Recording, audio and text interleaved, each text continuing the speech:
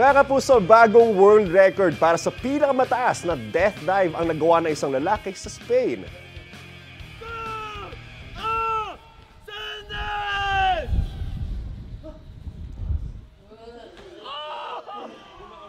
Nagawa yan ng French na si Com Girardot na nag-dive mula sa dulo ng bangin sa may Quimbarra Waterfall sa taas na 44 meters. Sabay na tumama sa tubig ang kanyang mga paa at kamay. All support ang ilan niyang kaibigan at kakompetensya, maging ang dati na ring record holder sa pag-death dive. Naibento ang death diving sa Norway noong taong 1916 ay tinuturing na discipline sa high diving.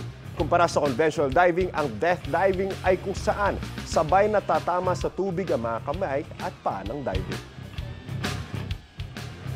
Kapuso, para laging una ka sa mga balita, bisitahin at mag-subscribe sa GMA Integrated News sa YouTube. Sa mga kapuso abroad, samahan nyo kami sa GMA Pinoy TV at sa www.gmanews.tv.